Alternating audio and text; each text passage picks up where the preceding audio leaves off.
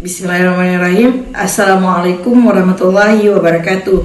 Kami dari Lombok 7 ingin mempresentasikan tentang paragraf, yakni pengertian paragraf, ciri-ciri paragraf, dan fungsi paragraf. Nama saya Ulfil Zalifah. Saya akan menjelaskan tentang pengertian paragraf. Wijono mengatakan ada beberapa pengertian paragraf. Yang pertama, paragraf adalah karangan murni, yang artinya semua karangan yang panjang ada dalam paragraf. Yang kedua, paragraf adalah satuan bahasa tulis yang terdiri dari beberapa kalimat yang tersusun secara runtun dan logis dalam satu kesatuan ide yang tersusun secara lengkap, utuh, dan padu.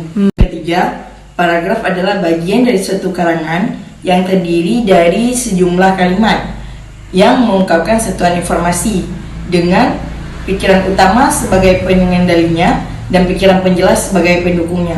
Yang keempat, paragraf yang terdiri dari satu kalimat berarti tidak menunjukkan kesempurnaan suatu paragraf tersebut. Namun, paragraf yang tidak sempurna ini tetap boleh digunakan sebagai peralihan antar paragraf dan juga untuk memperbesar efek dinamika bahasa tersebut.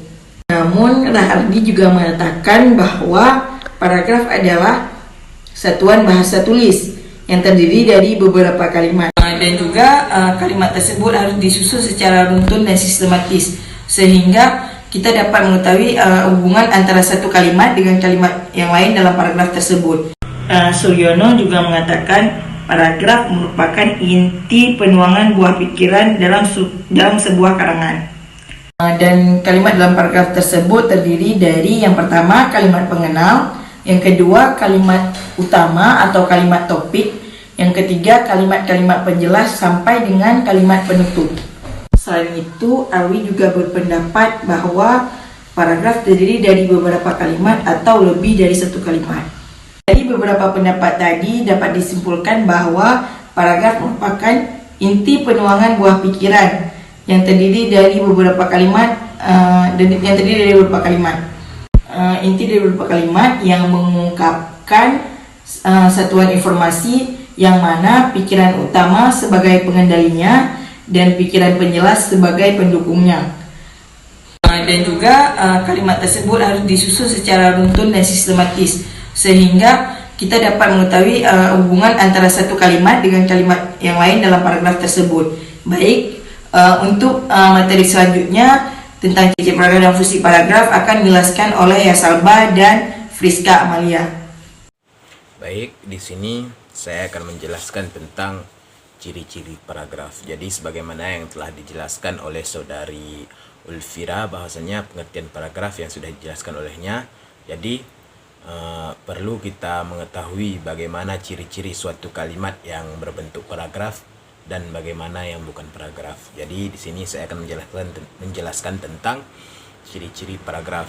Menurut Wijono, ciri-ciri paragraf adalah sebagai berikut. Yang pertama, kalimat pertama bertakuk ke dalam 5 spasi untuk jenis karangan biasa, misalnya seperti surat, dan berketuk 8 kali untuk jenis karangan ilmiah formal, contoh seperti makalah,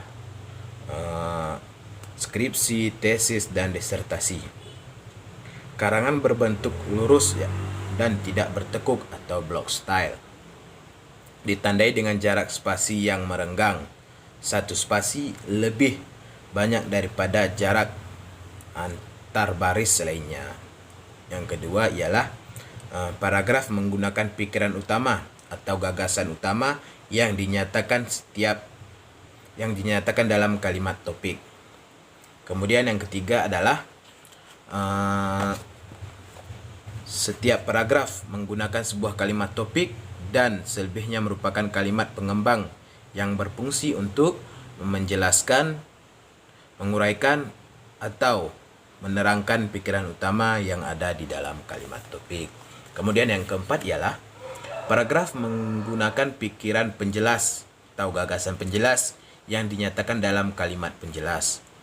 Kalimat ini berisi detail-detail kalimat topik Paragraf bukan kumpulan kalimat-kalimat topik. Paragraf hanya berisi suatu kalimat topik dan beberapa kalimat penjelas. Setiap kalimat penjelas berisi detail-detail yang sangat spesifik dan tidak mengulang pikiran penjelas lainnya. Berdasarkan ciri-ciri tersebut, dapat disimpulkan bahwa paragraf terdiri dari sebuah kalimat utama dan beberapa kalimat penjelas. Kalimat utama menyampaikan pikiran utama dan kalimat penjelas menyampaikan pikiran penjelas. Jadi itulah ciri-ciri paragraf, dan mengenai fungsi paragraf akan dijelaskan oleh saudari Friska. Sekian dari saya. Bismillahirrahmanirrahim.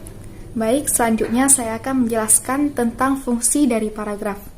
Fungsi dari paragraf yang pertama adalah paragraf dalam sebuah kalimat dapat menjadi pengantar ide-ide, isi kalimat, dan kalimat penutup pada tulisan yang dibuat oleh penulis.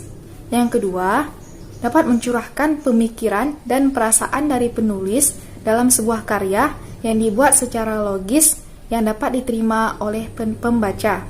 Yang ketiga, dapat membantu pembaca dalam memahami isi dan topik dalam sebuah tulisan. Yang keempat, dapat membantu penulis dalam menyusun ide-ide yang ingin ditulisnya. Yang kelima, yaitu dapat membantu penulis dalam mengembangkan gagasan atau ide-ide dalam sebuah tulisan yang bersangkutan dengan topik yang ingin ditulis dan menjadi sebuah karya. Sekian penjelasan dari saya. Assalamualaikum warahmatullahi wabarakatuh.